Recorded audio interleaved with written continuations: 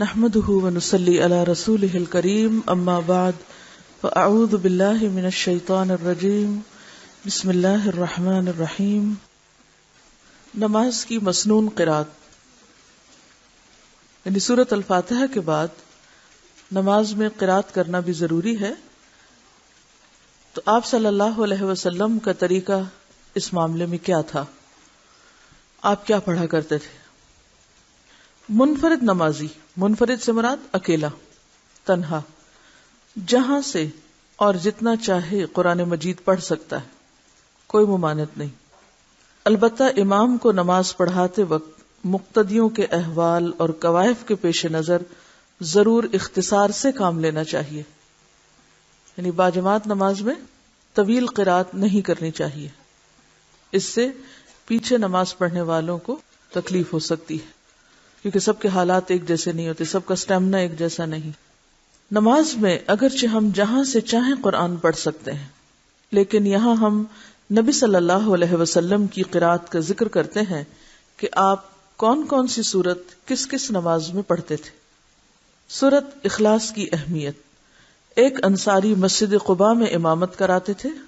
ان کا معمول تھا کہ سورت فاتحہ کے بعد کوئی دوسری سورت پڑھنے سے پہلے قل هو اللہ احد یعنی سورت اخلاص تلاوت فرماتے۔ ہر قرات کا آغاز قل هو اللہ احد سے، اور ہر رکعت میں اسی طرح کرتے۔ مقتدیوں نے امام سے کہا کہ آپ پہلے قل هو اللہ احد کی تلاوت کرتے ہیں، پھر بعد میں دوسری سورت ملاتے ہیں، کیا ایک سورت تلاوت کے لیے کافی نہیں؟ یعنی صرف قل هو اللہ پڑھنا کافی نہیں، یا صرف کوئی دوسری سورت پڑھنا کافی نہیں؟ اگر قل هو اللہ احد کی تلاوت کافی نہیں تو اس کو چھوڑ دیں اور دوسری سورت کی تلاوت کیا کریں۔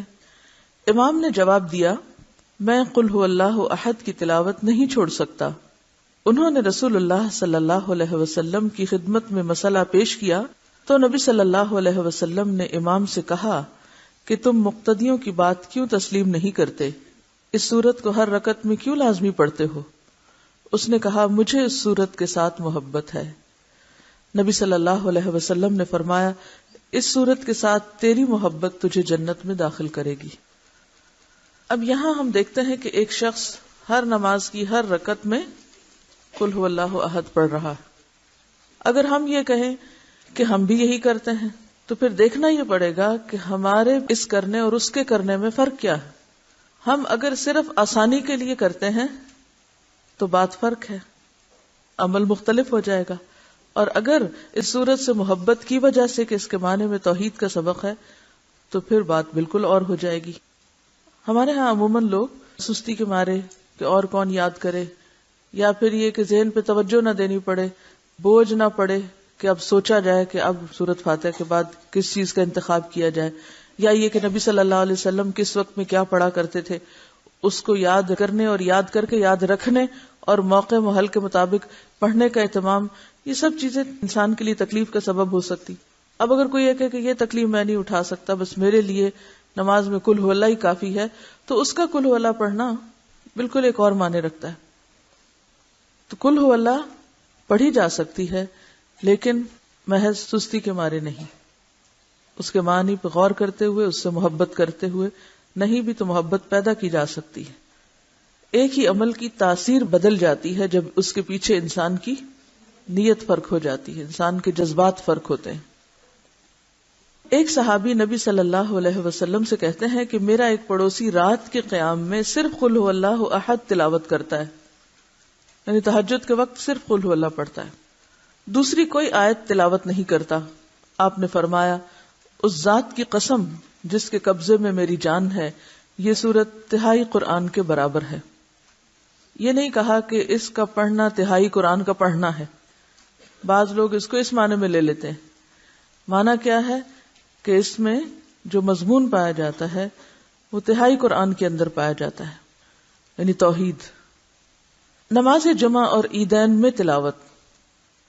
حضرت نعمان بن بشیر رضی اللہ عنہ روایت کرتے ہیں کہ رسول اللہ صلی اللہ علیہ وسلم دونوں عیدوں اور جمعہ کی نمازوں میں سبح اسم ربک الاعلی اور هل اتاک حدیث الغاشیہ پڑھتے تھے۔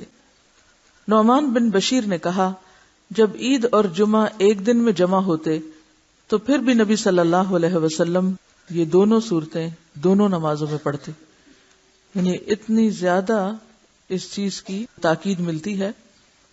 اور آپ صلی اللہ علیہ وسلم کا تواتر کے ساتھ ایک عمل ملتا ہے کہ آپ باقی صورتوں پر ان صورتوں کو ترجیح دیتے جب بڑے کراؤڈ ہوتے یا جمعہ اور عید کی نماز ہوتی.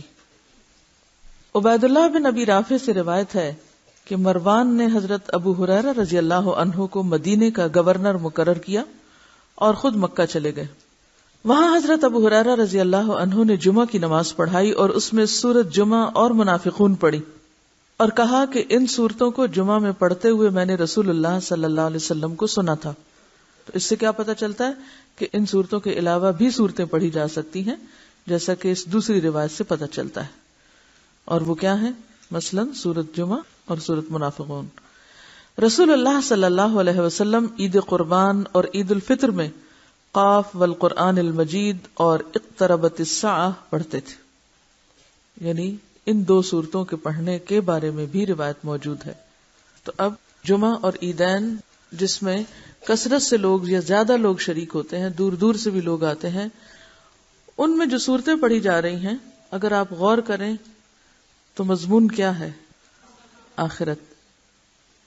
بار بار آخرت کی یاد دہانی کیوں کرائی جاتی؟ حالانکہ جمعہ بھی ایک اجتماعی دن ہے، ایک خوشی کا ہی دن ہے مسلمانوں کے لیے، ایک خاص عبادت کا دن ہے. اسی طرح عیدوں کا موقع خوشی کا موقع ہے. این خوشی کے موقع پر بھی کیا تعلیم دی جا رہی؟ اقتربت الساعہ، هل اتاک حدیث الغاشیہ. کہ ایسے مواقع پر بھی عید کے دن بھی نہیں بھول سکتے آخرت کو، کیونکہ موت تو جوتی کے تسمے سے بھی زیادہ انسان کے قریب ہے.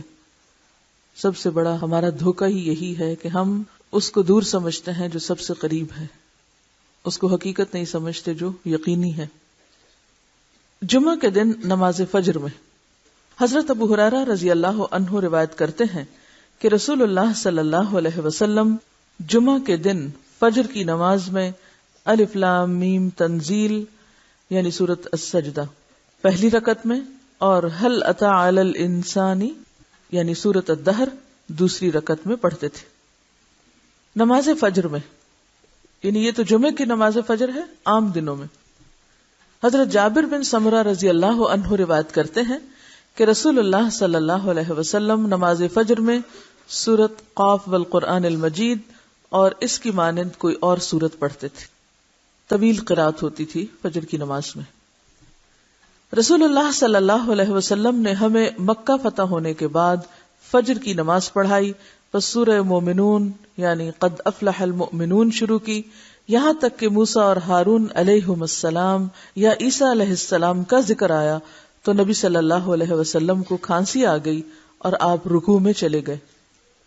یعنی مکمل سورت نہیں پڑھی، جہاں تک اللہ نے چاہا اتنی پڑھی. اس سے کیا پتہ چلتا ہے کہ یہ بھی ضروری نہیں کہ کسی رکعت میں سورت پوری ہی پڑھی جائے، اگر ایک حصہ بھی پڑھ لیا جائے تو نماز ہو جاتی. حضرت عمرو بن حریث رضی اللہ عنہ روایت کرتے ہیں کہ انہوں نے رسول اللہ صلی اللہ علیہ وسلم کو نماز فجر میں واللیل اذا عسعس یعنی سورۃ تکویر پڑھتے ہوئے سنا. حضرت عقبہ بن عامر رضی اللہ عنہ روایت کرتے ہیں کہ میں سفر میں رسول اللہ صلی اللہ علیہ وسلم کی اونٹنی کی مہار پکڑے ہوئے چل رہا تھا. آپ سفر میں نماز صبح کے لیے اترے تو آپ نے صبح کی نماز میں قل اعوذ برب الفلق اور قل اعوذ برب الناس پڑھی. اس سے کیا پتہ چلتا ہے؟ سفر کی حالت ایکسپشنل حالت ہوتی ہے اور گھر میں قیام کی حالت مختلف حالت ہوتی ہے. تو سفر میں جہاں نماز قصر ہے وہاں تلاوت میں بھی قصر ہے. قصر کا کیا معنی ہوتا ہے؟ چھوٹا کرنا. تو اس سے یہ پتہ چلتا ہے کہ اگر آپ صحیح وقت پر اٹھ کے نماز پڑھیں گے تو آپ طویل قرات کر سکتے ہیں، اور اگر آپ جلدی میں ہیں اور وقت کم ہے یا سفر میں ہیں اور طویل وقت کے لیے نہیں راستے میں رک سکتے تو مختصر صورتیں بھی پڑھ سکتے ہیں. حضرت معاذ بن عبداللہ کہتے ہیں کہ نبی صلی اللہ علیہ وسلم نے نماز فجر میں دونوں رکعتوں میں اذا زلزلت تلاوت فرمائی. اس سے کیا پتہ چلتا ہے؟ یعنی اس بات کی رخصت بھی موجود ہے کہ اگر کوئی شخص دونوں رکعتوں میں ایک ہی سورت پڑھنا چاہے تو وہ بھی پڑھ سکتا ہے۔ رسول اللہ صلی اللہ علیہ وسلم فجر کی سنت کی دونوں رکعتوں میں نہایت ہلکی قرات فرماتے، یہاں تک کہ حضرت عائشہ فرماتی ہیں مجھے شبہ گزرتا کہ شاید نبی صلی اللہ علیہ وسلم نے سورت فاتحہ بھی نہیں پڑھی، یعنی بہت چھوٹی سورت۔ وہ کون سی صورتیں تھیں؟ آپ صلی اللہ علیہ وسلم سنتوں کی پہلی رکعت میں قل یا ایھا الکافرون اور دوسری رکعت میں قل ھو اللہ احد پڑھتے۔ اب یہاں آپ حضرت عائشہ کے اس بیان سے اس غلط فہمی میں مبتلا نہ ہو جائیں کہ آپ بس بہت تیز اور جلدی جلدی نماز پڑھتے تھے۔ اس سے مراد یہ ہے کہ آپ صلی اللہ علیہ وسلم بہت چھوٹی صورتیں پڑھتے تھے، اور آپ کو معلوم ہے کہ اس وقت حضرت عائشہ خود کہاں ہوتی تھی؟ لیٹی بھی ہوتی تھی۔ آپ جب سجدے میں جاتے تو پاؤں ہلا دیتے اور سجدہ کر لیتے، حضرت عائشہ وہیں لیٹی بھی ہوتی تھی۔ اب آپ دیکھیں کہ ایک شخص نماز پڑھا اور ایک شخص لیٹا ہوا ہو، نیم بیداری اور نیم خواب کی حالت میں، تو اس کے پاس اگر کوئی نماز پڑھ رہا ہو تو عموماً وہ کیا کہتا ہے؟ تو انہیں پڑھ بھی لی، اتنی جلدی پڑھ لی۔ آپ لوگ اکٹھے رہتے ہیں، اگر کوئی واش روم میں گیا ہوا ہے اور آپ کو اتنی دیر لیٹنے کا موقع مل جائے اور وہ باہر نکل آئے تو آپ کیا کہیں گے؟ اور اگر آپ جاگ کے دروازے کے سامنے کھڑے ہو کے انتظار کر رہے ہیں تو کیا کہیں گے؟ ٹھیک ہے۔ تو میں نے جب یہ حدیث پڑھی تو اس پہ میں نے غور کیا کہ انہوں نے ایسا کیوں کہا، کہ مجھے یوں شبہ گزرا کہ آپ نے ابھی سورۃ فاتحہ نہیں پڑھی۔ تو اس وقت چونکہ خود آپ ایک ایسی کیفیت میں ہوتی تھی کہ جس میں ان کو اور بھی زیادہ جلدی محسوس ہوتی۔ ظہر اور عصر کی نماز میں حضرت ابو قتادہ رضی اللہ عنہ سے روایت ہے کہ رسول اللہ صلی اللہ علیہ وسلم ظہر اور عصر کی پہلی 2 رکعتوں میں سورۃ فاتحہ اور کوئی ایک سورت پڑھتے، اور پچھلی 2 رکعتوں میں صرف فاتحہ پڑھتے، اور کبھی کبھار ہمیں ایک آدھ آیت بلند آواز سے پڑھ کر سنا دیتے تھے۔ یعنی پڑھتے پڑھتے جیسے سورۃ الفاتحہ پڑھ رہے ہیں تو دل میں پڑھ رہے ہیں، لیکن بیچ میں کوئی ایک آیت ذرا سی اونچی پڑھ دیتے تھے، ہمیں پتہ چلتا کہ آپ کہاں تک پہنچے۔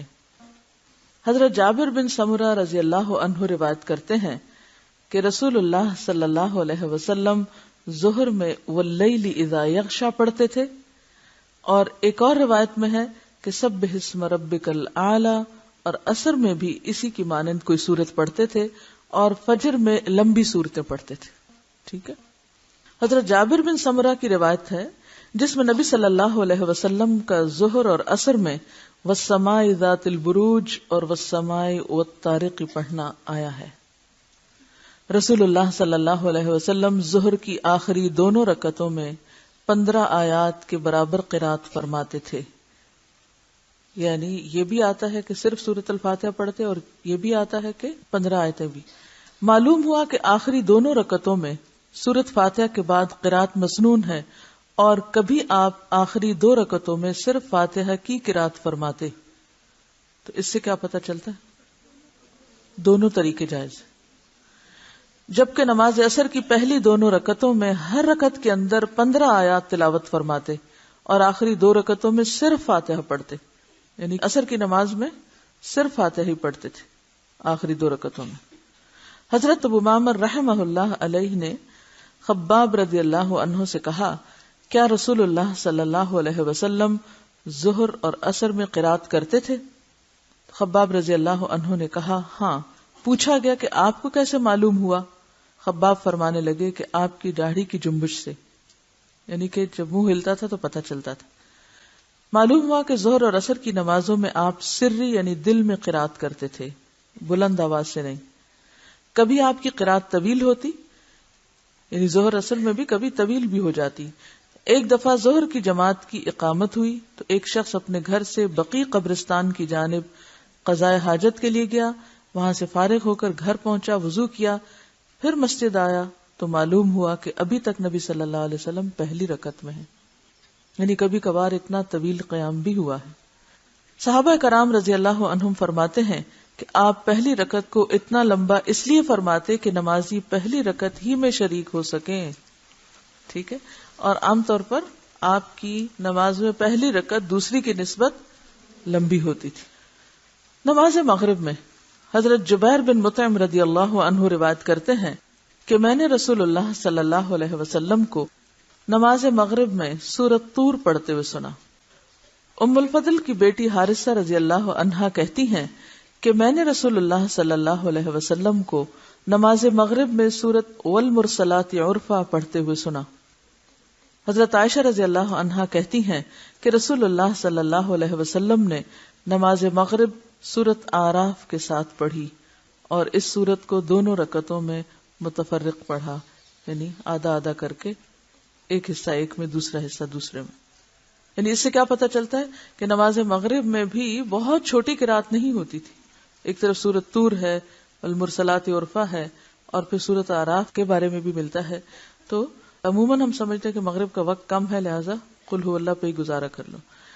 نماز عشاء میں حضرت براء بن عازب رضی اللہ عنہ روایت کرتے ہیں کہ میں نے رسول اللہ صلی اللہ علیہ وسلم کو نماز عشاء میں والتین والزیتون پڑھتے ہوئے سنا، اور میں نے نبی صلی اللہ علیہ وسلم سے زیادہ خوش آواز کسی کو نہیں سنا، یعنی آپ کی آواز سب آوازوں میں خوبصورت تھی۔ حضرت معاذ بن جبل رضی اللہ عنہ نے عشاء کی نماز میں سورۃ بقرہ پڑھی۔ مقتدیوں میں سے ایک کھیتی باڑی کا کام کرنے والے نے سلام پھیر دیا، آدھے میں نماز چھوڑ دی۔ پھر اس نے رسول اللہ صلی اللہ علیہ وسلم کی خدمت میں حاضر ہو کر عرض کیا، اے اللہ کے رسول، ہم لوگ اونٹوں والے ہیں، دن بھر مشقت کرتے ہیں۔ معاذ نے عشاء میں سورۃ بقرہ شروع کر دی، مجھے دن کے تھکے ہوئے کو لمبی قرات سے ملال ہوا۔ ہادی عالم صلی اللہ علیہ وسلم نے معاذ رضی اللہ عنہ سے کہا، تو لوگوں کو نفرت دلاتا ہے اور فتنہ کھڑا کرتا ہے۔ آپ صلی اللہ علیہ وسلم نے 3 مرتبہ یہ بات دہرائی، یعنی سخت قسم کی ڈانٹ تھی۔ پھر فرمایا، جب تم جماعت کراؤ تو والشمس وضحاہا اور واللیل اذا یغشا اور سبح اسم ربک الاعلی کی تلاوت کرو، اس لیے کہ تیرے پیچھے بوڑھے، کمزور اور ضرورت مند بھی نماز ادا کرتے ہیں، تو لوگوں کو مشقت میں نہ ڈالو، فتنے میں نہ ڈالو۔ اس حدیث سے عشاء کی نماز کی قرات بھی معلوم ہوئی، اور ساتھ ہی اس حدیث نے نماز کے اماموں کو بھی متنبہ کر دیا کہ وہ نماز پڑھاتے وقت مقتدیوں کا خاص طور پر خیال رکھیں اور خوب سمجھیں کہ نماز میں مقتدیوں کے حالات کے پیش نظر تخفیف کرنا، تخفیف کا کیا معنی؟ کم پڑھنا، رسول اللہ صلی اللہ علیہ وسلم کی سنت ہے۔ تو خلاصہ کیا ہوا؟ کوئی بتائے گا آپ میں سے اس سارے باب کو پڑھ کر آپ نے کیا نتیجہ نکالا؟ اگر سارے کو 2 جملوں میں بیان کرے کوئی، آپ کی قرات 2 چیزوں پر مشتمل ہے۔ یہ قرات کی 2 صورتیں ہیں، ایک ہے انفرادی قرات اور دوسرے اجتماعی قرات۔ ایک تقسیم تو یہ ہو گئی۔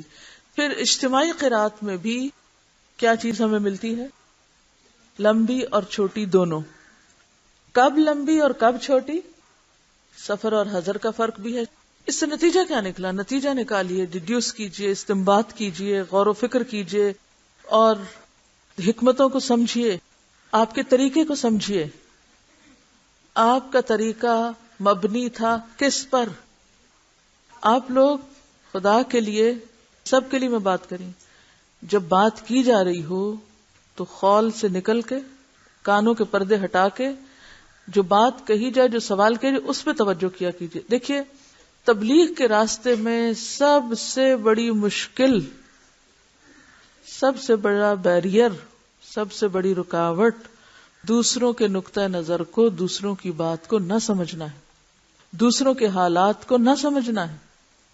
اور اس کا نتیجہ کیا نکلتا ہے؟ جب ہم نے سنا ہی نہیں دوسرے کو کہ وہ کیا پوچھ رہا ہے، وہ کیا کہہ رہا ہے، تو ہم پھر کیا بولیں گے؟ کبھی ہم نے سوچا کہ ہماری دین کے راستے میں کی جانے والی کوششیں ناکام کیوں ہیں؟ ہم سارا بلیم عوام پہ، معاشرے پہ، لوگوں پہ ڈالتے ہیں، لوگوں کا قصور ہے، لوگ بڑے بہک گئے، میڈیا بڑا خراب ہے، ماحول بڑا خراب ہے، اس لیے لوگ جو ہیں وہ کوئی بات سننے کو تیار نہیں۔ کبھی ہم نے اپنے اندر کی غلطیوں کو بھی دیکھا؟ ہم میں کہاں خرابی؟ کبھی سوچا ہم نے؟ ہم نہیں سوچتے۔ سب سے بڑی خرابی یہ کہ ہمیں نہ بات سننے کا ڈھنگ آتا ہے، ہمیں سننے کا سلیقہ نہیں ہے، سننے کا ڈھنگ نہیں، سن کے سمجھتے ہی نہیں اور سمجھ کے نہیں بولتے۔ ہمیں پتہ ہی نہیں ہوتا کہ دوسرا پوچھ کیا رہا ہے، دوسرا کس ذہنی کیفیت میں ہے، دوسرا کس حالت میں ہے۔ اور یہاں سے کیا ہو جاتی مشکل؟ ادعو الی سبیل ربک بالحکمت والموعظۃ الحسنۃ، اس کے سراسر خلاف ہم عمل کر رہے ہوتے ہیں. حکمت نام کی شے نہیں ہوتی پاس، اور الٹا دین کا کام خراب کرتے ہیں. تو ہمیں اپنی بہت ساری اصلاح کی ضرورت ہے، اور پہلی اصلاح یہ کہ ہم توجہ سے سننے والے بنیں کہ کسی نے کہا کیا ہے. بہت سے لوگ صرف اس لیے فیل ہوتے ہیں امتحان میں کہ وہ سوال سمجھے بغیر جواب لکھتے ہیں. سوال سمجھے بغیر جواب لکھنا فیل ہونے کا ذریعہ. اگر دنیا کے امتحان میں آپ فیل ہو رہے ہیں تو کیا تبلیغ کے میدان میں فیل نہیں ہوں گے؟ انسانی تعلقات کے معاملے میں فیل نہیں ہوں گے؟ آ رہی سمجھ آپ کو میری بات؟ لو کننا نسمع او نعقل، ہم اپنی ذات میں اتنا مگن ہوتے ہیں، اپنے خیالوں میں اتنے گم ہوتے ہیں، نہ نماز میں ہم توجہ کرتے ہیں، نہ کلاس میں، نہ کسی انسان کے پاس بیٹھ کے، صرف اپنی ہی ذات ہے، اور اس خوش فہمی کا شکار ہوتے ہیں کہ ہم سب جانتے ہیں. تو سوال کیا ہے؟ میرا سوال کیا ہے کہ آپ صلی اللہ علیہ وسلم کی مختلف نمازوں میں جو قرات کا طریقہ ہے اس کو آپ نے پڑھ لیا، اب آپ چاہتے ہیں اس پر عمل کریں. عام طور پر لوگ کیا کرتے ہیں، ایک چیز لے لیتے ہیں، اس کو اتنا ناپ لیتے ہیں، اس وقت یہ پڑھنا ہے. میں نے حدیث پڑھی تھی کہ آپ نے فجر کی نماز میں سورۃ قاف پڑھی تھی، اب چاہے سورج نکل آئے میں نے سورۃ قاف پڑھ کے چھوڑنی ہے. ہم اسی طرح عمل کرتے ہیں نا حدیثوں پر. مغرب میں آپ سورۃ طور پڑھتے تھے، چاہے بچہ رو رو کے بے ہوش ہو جائے، میں سنت پر عمل کر رہی ہوں اور سورۃ طور پڑھ رہی ہوں. عموماً ہم کیا حماقت کرتے ہیں کہ گروپ کے ساتھ سفر کر رہے ہیں، سفر میں انہوں نے اعلان کیا بس 15 منٹ ہیں، نماز پڑھ کر 15 منٹ میں بس پہ واپس آ جائیے. ہم آدھا گھنٹہ خشوع و خضوع میں کھڑے رہتے ہیں. کیوں؟ اس لیے کہ وہ ہم نے کلاس میں حدیث پڑھی تھی کہ سورۃ طور مغرب میں پڑھی جاتی ہے، اور یہ لوگ تو بالکل تقوی کے خلاف کام کرتے ہیں. ان کو تو پتہ ہی نہیں کہ سورۃ طور پڑھی جاتی ہے، ان کو تو خود بھی نہیں آتی ہوگی، اس لیے انہوں نے شور مچا رکھا ہے کہ ہم جلدی سے واپس آئیں، بس میں بیٹھیں. ہم اس طرح دین پہ عمل کر رہے ہیں یا نہیں؟ یہ ایک چھوٹی سی مثال ہے ناسمجھی کی. جب ہم دین کو سمجھتے نہیں اور ناسمجھی سے دین پر عمل کرتے ہیں تو اس طرح کے تاثرات چھوڑتے ہیں. اس کو پھر ریجڈیٹی کہتے ہیں، ریجڈ ہونا. جبکہ اس سے میں آپ کو یہ سکھانا چاہتی ہوں کہ اگرچہ مختلف طریقے اور مختلف چیزیں بتائی گئی ہیں، ان کو فالو بھی کرنا چاہیے، لیکن ان میں ریجڈیٹی نہیں ہونی چاہیے. کیا کرنا چاہیے؟ جب آپ کو پتہ ہی نہیں کہ کیا کرنا چاہیے، آپ سوال میں آپ سے کچھ کر رہی ہوں، جواب آپ کچھ دے رہے ہیں، تو عمل کیسے کریں گے؟ عمل بھی نہیں کر سکتے. تو اب میں آپ سے دوبارہ سوال کر رہی ہوں، اور میرا سوال یہ ہے کہ ان ساری سچویشنز میں جو آپ نے پڑھا کہ آپ نے اس وقت یہ تلاوت کی، پھر اسی وقت میں کچھ اور کی، پھر اسی وقت میں کچھ اور کی، یہ سب کچھ کیا بتاتا ہے؟ اس سے کیا اصول سامنے آتا ہے؟ حالات کی رعایت کے ساتھ اور ریجڈیٹی کے بغیر. حالات، موقع اور سچویشن کو سامنے رکھتے ہوئے عمل.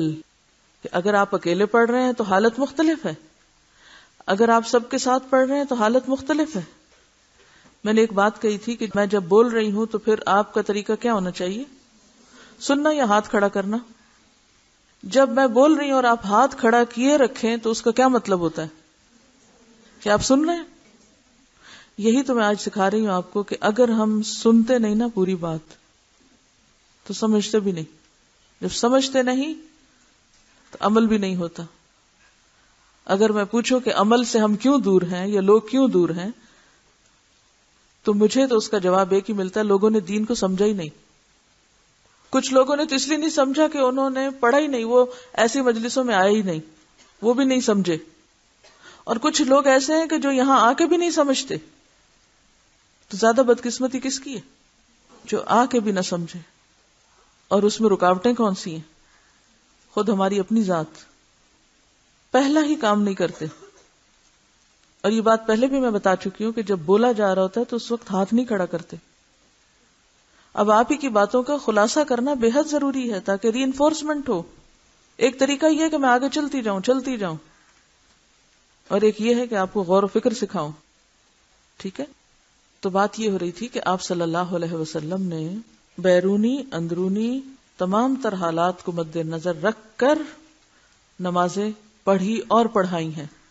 جب آپ تنہا تہجد پڑھتے تھے قرات اور طرح تھی، جب لوگوں کو پڑھائی اور طرح تھی، جب سفر میں تھے قرات مختلف تھی، پھر نمازوں کے اوقات کے اعتبار سے بھی قرات مختلف تھی، پھر کبھی بلند آواز سے پڑھائی اور کبھی سری یعنی دل ہی دل میں زیر لب بلند آواز سے، اور کبھی بغیر آواز کے بھی قرات کی.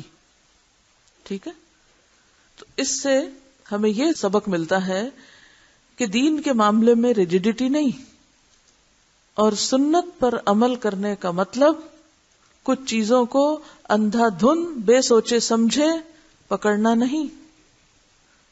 یہی دین کی سہولت ہے، یہی دین کی رخصت ہے کہ اس نے انسانی مزاج کو مد نظر رکھا ہے.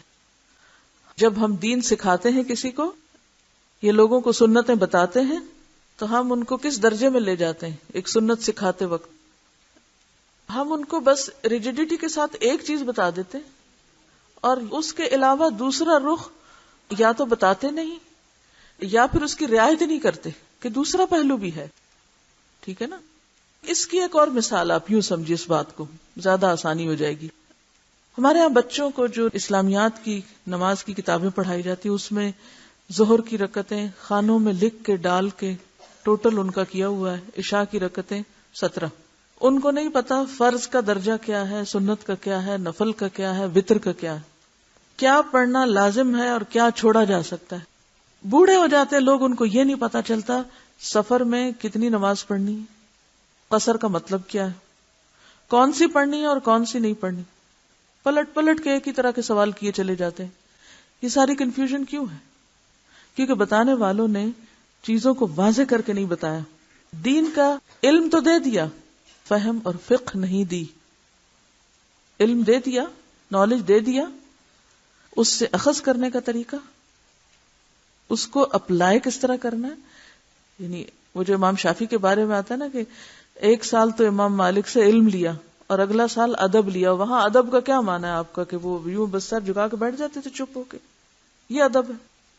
آپ اس جملے کا کیا معنی سمجھتے ہیں کہ دوسرے سال انہوں نے ادب سیکھا، اپلائی کرنے کا طریقہ، اس پر عمل کا طریقہ کہ اس پر عمل کیسے ہوگا، اور اسی عمل کا ایک حصہ ہے پھر آگے سکھانا بھی.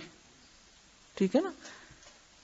تو ایک ہوتا ہے کسی چیز کے بارے میں جان لینا. جیسے ایک شخص MBBS کرتا ہے تو اس نے کیا کیا؟ علم حاصل کر لیا. جب ہاؤس جاب کرتا ہے تو وہ کیا کرتا ہے؟ اپنے نظریے کو، اپنی تھیری کو کس میں ڈھالتا ہے؟ پریکٹس کرتا ہے، عمل میں ڈھالتا ہے کہ ہاں یہ دوا پڑھ تو لیا، اب کس مریض کو کس وقت میں کس بیماری میں کتنی دینی. یعنی اگر کوئی شخص محض جسم کے بارے میں سب کچھ جان لے، ساری اناٹمی پڑھ لے، دوائیوں کے نام جان لے، تو کیا وہ اس قابل ہو سکتا ہے کہ وہ خود سے ہی فیصلہ کر لے کہ ہاں کس مریض کو مجھے کتنی دوائی کتنی ڈوز دینی چاہیے؟ نہیں. یہ کہاں سے سیکھتا ہے؟ وہ پریکٹس میں سیکھتا ہے. بڑے استادوں کے ساتھ رہ کے، بڑے ڈاکٹرز کے ساتھ کام کر کے سیکھتا ہے کہ انہوں نے کس موقع پر کس مریض کو کیا دیا، کتنا دیا، کیوں دیا اور کیا نہیں دیا، اور پھر اس کی وجہ بھی پوچھتے ہیں کہ بھی یہ کام ایسا کیوں کیا گیا. ہمارے ہاں مشکل یہ ہے کہ ہم یا تو علم لے لیتے ہیں کتابوں سے یا کچھ لوگوں سے، بس پڑھ لیتے ہیں، کتاب اٹھائی پڑھ لیا ہم نے، اچھا یہ کیا، اور پھر اس کے بعد عمل کیسے کرتے ہیں؟ اس وقت یہ کرنا، سویرے یہ کرنا، شام یہ کرنا، اس وقت یہ، بس خانے بانٹے بند، ریجیڈیٹی، خلاص، آگے پیچھے نہیں ہو سکتے. اس سے کیا ہوتا ہے؟ دین ہوتا ہے نا مشکل. اگر آپ صرف کسی کو سکھا دیں کہ آپ صلی اللہ علیہ وسلم فجر کی نماز میں سورۃ قاف پڑھتے تھے، اب اس مسکین کو سورۃ قاف نہیں آتی، تب آپ کہیں کہ نہیں، آپ تو جب تک سورۃ قاف نہیں پڑھیں گے تو آپ صحیح سنت کی پیروی نہیں کر رہے. تو یہ بات نہیں. تو ان معاملات میں ہمیں جب تک علم کی وسعت نہیں ہوگی اور جب تک پھر علم کو عمل میں ڈھالنے کی حکمت نہیں آتی ہوگی اور جب تک اس کو پھر جذب کرنے کی صلاحیت نہیں ہوگی، تو یہ پروسیس جو ہے محض سیکھنے سکھانے کا فائدہ مند نہیں. نبی صلی اللہ علیہ وسلم نے 23 سال میں جو دین سکھایا وہ کس طرح سکھایا تھا؟ آپ کئی دن سے یہی بات پڑھ رہے ہیں کہ ایون صحابہ کرام نے احادیث کیسے نریٹ کی؟ جی ہاں، حالات کے مطابق. تو ہمیں بھی ٹھیک ہے، اس وقت ہم جو کچھ کریں نا وہ صرف انفارمیشن لے رہے ہیں، پھر حالات کے مطابق کس وقت میں مجھے کیا کرنا ہے. جس کو یہ سلیقہ نہیں آتا نا وہ دین کو بدنام کرنے کا سبب بنتا ہے. اس لیے اس سلیقے کو ساتھ ساتھ سیکھنے کی ضرورت ہے. مختلف آیات کا جواب. ہمارے ہاں یہ رواج ہے کہ امام جب بعض مخصوص آیات کی تلاوت کرتا ہے تو وہ اور بعض مقتدی نماز میں بآواز بلند ان کا جواب دیتے ہیں. یہ درست نہیں، کیونکہ اس بارے میں کوئی صحیح صریح روایت نہیں ہے. بعض مسجدوں میں آپ نے دیکھا ہوگا کہ وہ جواب میں سب مل کر ایک نعرے کی صورت میں آیت کا جواب دے رہے ہوتے ہیں. ہاں، بعض آیات کی تلاوت کے بعد امام یا منفرد قاری اپنے طور پر ان کا جواب دے تو جائز ہے. چنانچہ حضرت حذیفہ رضی اللہ عنہ رسول اللہ صلی اللہ علیہ وسلم کی نماز تہجد کی کیفیت بیان کرتے ہیں کہ جب آپ تسبیح والی آیت پڑھتے تو تسبیح کرتے، جب سوال والی آیت تلاوت کرتے تو سوال کرتے، اور جب تعوذ والی آیت پڑھتے تو اللہ کی پناہ پکڑتے. رسول اللہ صلی اللہ علیہ وسلم کا معمول تھا جب آپ نماز وغیرہ میں الیس ذالک بقادر علی ان یحیی الموتى تلاوت فرماتے تو سبحانک فبلا کہتے، اور جب سبح اسم ربک الاعلی کہتے تو سبحان ربی الاعلی کہتے. حضرت ابن عباس جب سبح اسم ربک الاعلی پڑھتے تو سبحان ربی الاعلی کہتے. سورۃ غاشیہ کے اختتام پر اللہم حاسبنی حسابا یسیرا کہنے کی کوئی دلیل نہیں. کسی حدیث میں ادنا سا اشارہ بھی نہیں کہ نبی صلی اللہ علیہ وسلم نے ان کلمات کو سورۃ غاشیہ کے اختتام پر کہا ہو. حضرت عثمان بن ابی العاص رضی اللہ عنہ نے رسول اللہ صلی اللہ علیہ وسلم سے دریافت کیا کہ اے اللہ کے رسول، شیطان میری نماز اور میری قرات کے درمیان حائل ہو جاتا ہے اور قرات میں التباس پیدا کرتا ہے. التباس کیا؟ یعنی چیزوں کو ملا جلا دیتا ہے، قرات میں کنفیوژن ہو جاتی ہے. آپ نے فرمایا اس شیطان کا نام خنزب ہے.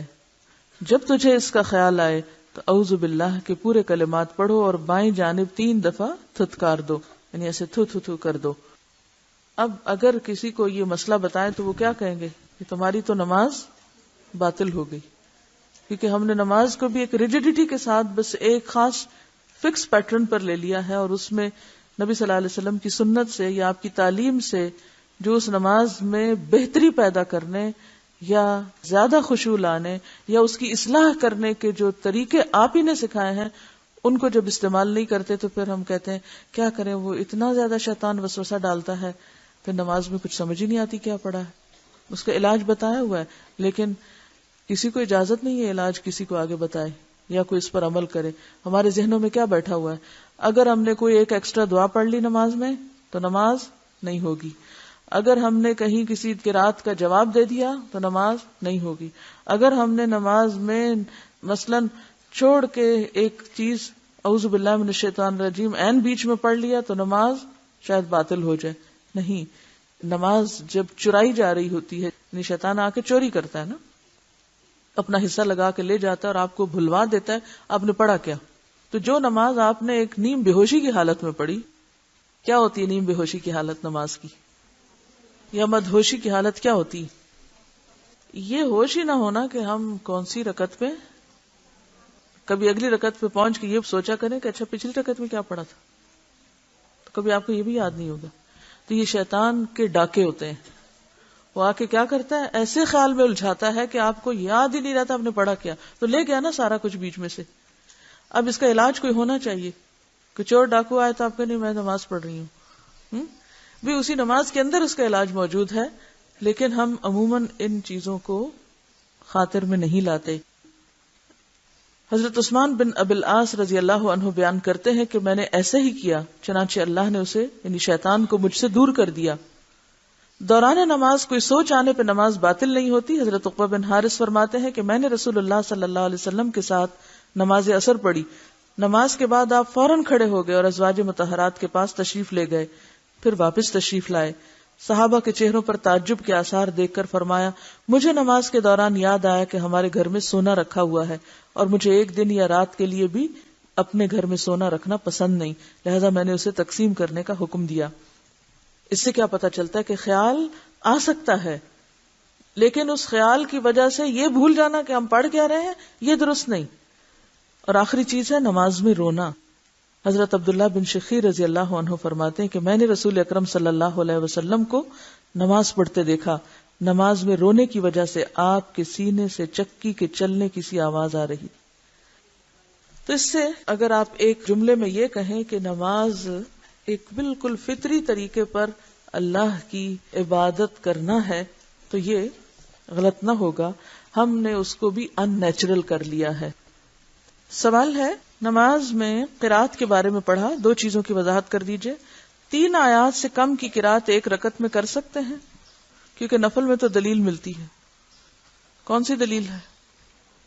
ان کا کہنا یہ ہے کہ نبی صلی اللہ علیہ وسلم نے ایک مرتبہ تہجد کی نماز پڑھی اور اس میں ایک آیت ہی ساری نماز میں دہراتے رہے، تو اس میں اصل بات نفل اور فرض کی نہیں، اصل بات یہ ہے کہ اگر ایک طویل آیت ہے جیسے آیت الکرسی ہے یا پھر آیت دین ہے تو ایک آیت بھی کافی، چھوٹی آیتیں تو 3 پڑھ لیجئے، لیکن کسی صحیح حدیث سے کوئی آیتوں کا نمبر ہمیں نہیں پتہ چلتا۔